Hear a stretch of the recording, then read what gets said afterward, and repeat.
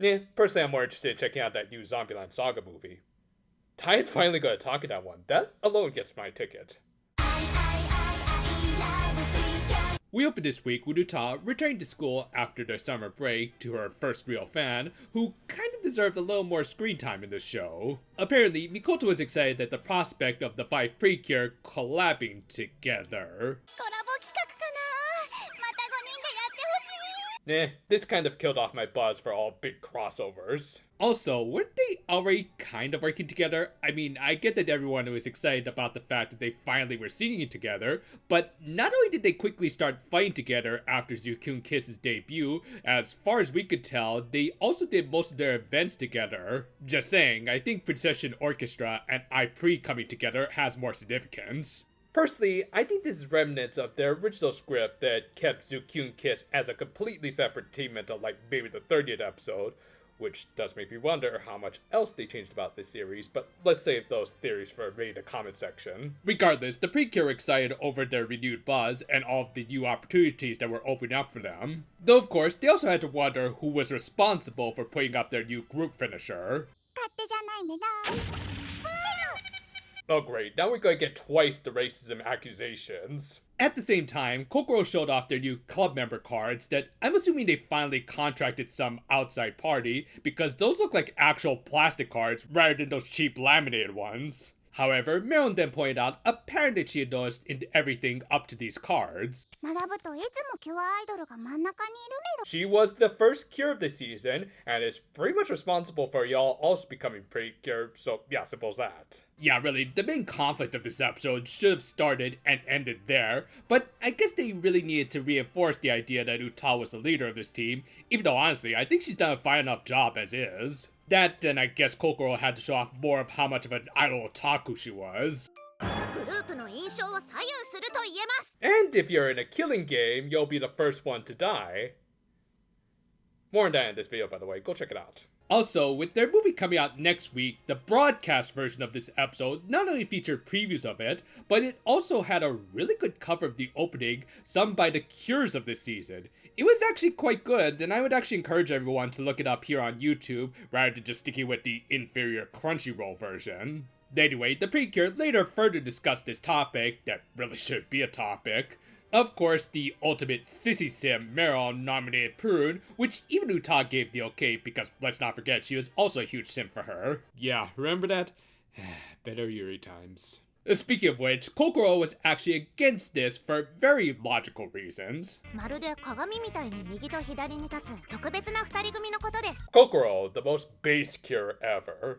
Of course, one possible solution was to just have a double center, but for a 5-member team, that would force one of them to be the odd man out, which for some reason they imagined as Uta, which again, come on, she's practically single-handedly formed this team. I think this is called the mind position, which actually might raise your popularity, so maybe you should actually consider it. In the end though, Uta figured that the choice of center should be for the fans to decide, which is at least a sensible call for an otherwise superfluous conundrum. As a result, she also imagined what it would be like if her teammates took the center and ha! What is with Kokoro's face here? You got a war face? Ah! That's a war face! Now let me see your war face! Ah! Bullshit! You didn't convince me! Let me see your real war face! Anyway, the next day, Uta actually decided to leave in the hands of their fans by taking a poll which, yeah, I don't think it would be anywhere near as even as this IRL. I actually think it would look more like the one in the Amazing Digital Circus.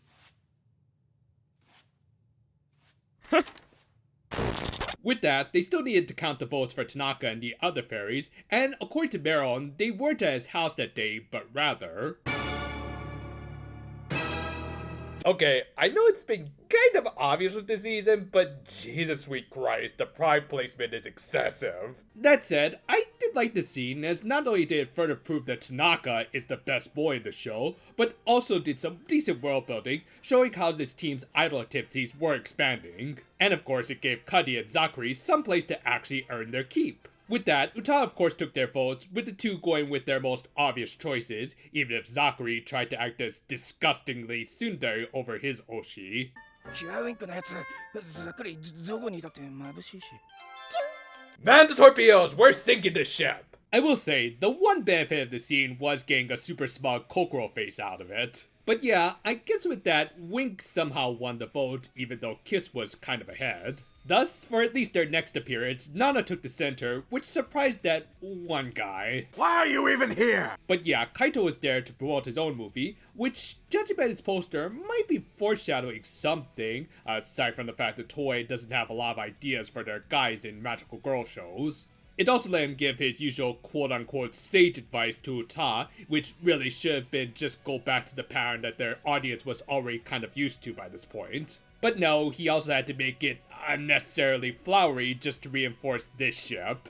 Anyway, as for that foreshadowing I just mentioned, Joki pretty much confirmed what a lot of people were guessing would be a big twist in the season. この町にいるのかあいつが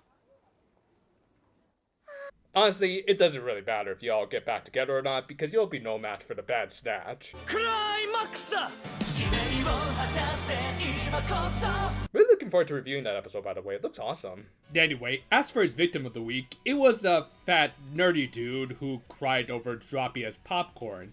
Gee, I wonder if they're referencing a certain part of the fandom that only really intensified after they introduced all this idol crap. At the same time, Uta came up with her supposed solution to their little center problem. 考えてみたんだけどみんなセンターだなって That's literally impossible because someone will always be in the center of an odd-numbered team if you try to bunch all together. And to almost immediately prove my point, the 5 Cures did their first full group transformation, which pretty much played out exactly as you'd expect and was even kind of spoiled by the usual intro to the show, with Uta of course taking center. Anyway, with their fight taking place right outside of the theaters, the civilians seem to be in danger, though really, you'd think someone would pull the fire alarm or something to get everyone to evacuate, but this is the same season where apparently they can keep playing a basketball game after their school was attacked, so maybe it's not all that big a deal to them. Besides, Marilyn just kind of had a solution out of nowhere. じゃあハートガーデンこういう結果 Hey Tanaka, she's trying to steal your gimmick! Also, I guess you could also say Delicious Feel, Domain Expansion, or that one illusionary world from Flip Flappers, considering this was another episode written by the head writer, but whatever the case, it is just kind of weird to pull out this new game-changing power over halfway into the season. Maybe I'll play more into Meron's relationship with Darkine, considering Jogi's reaction to it, but in any case, they fought in the Temu Mushroom Kingdom. And the fight this week was good, with hands down the best part just being this one rotating camera angle with Zukyun Kiss. The second best part was everyone reinforcing the idea that Uta was the center of their team. It was a nice scene, especially with Meron being the first to tell her who should be the center. キュアアイドルはどこにいても目立つし眩しいほど輝いてる So what you're saying is that they should replace her with Manatsu. That said, I also kind of wish that Uta had decided things a little more for herself, rather than just kind of following suit with everyone else. In any case, she also took the center for their finisher. キラキラ for you I repeat, we have a confirmed new... Everyone hang on! With that, the episode ended with the Precure showing up to the grand opening of their pop-up store. Yeah, those things usually only stick around for a few weeks. And Uta thanked Kaito for his very vague advice. In response, he foreshadowed how much bonds really matter to him because he either used to work with Jogi or he's from the Kizuna 5. This was a pretty okay episode, even if the main plot wasn't all that gripping.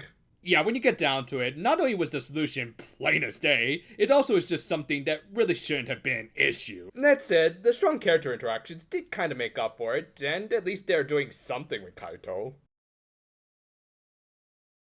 If I'm gonna be honest, I think Kaito's been one of the most superfluous characters in this whole anime, mainly due to the fact that he doesn't show up enough, likely due to his idol voice actor's other obligations taking up his time. Now, it doesn't make me hate the character or anything, it's just that I haven't really found any real point for him being around until maybe this episode. Yeah, they seem to be strongly hinting at Jogi being a former partner of his, perhaps in an idol band, or maybe Kaito was even a bad guy at one point. They could certainly take this character in some interesting directions, even if it's likely not going to have that much of an impact, due to him just being a bit of a nothing burger in my opinion. That aside, the rest of the episode was pretty fun, as usual thanks to the interactions between the Cures, most notably Uta imagining other scenarios where she wasn't the center. And yeah, even though the resolution was stupidly obvious, it did lead to a decent character study of Uta as a leader who didn't see herself as one, even though she clearly was. It overall led to a pretty okay episode that did at least further Uta and Kaito's characters, even if the latter has been slacking more than even freaking Zachary. Thanks for watching, and if you're not sure about your place in this world, well, welcome to reality. Maybe you can check out some of our reviews while you're at it. With us having recently finished Kamen Rider Gav, our review schedule has thankfully lightened up until at least next season, and until then, we're going to try and churn out a few more long-form video essays. Look forward to Procession, as we mentioned. Until then, though, farewell for now, my friends, and if you'll excuse me, I gotta get to the center point of my bank account.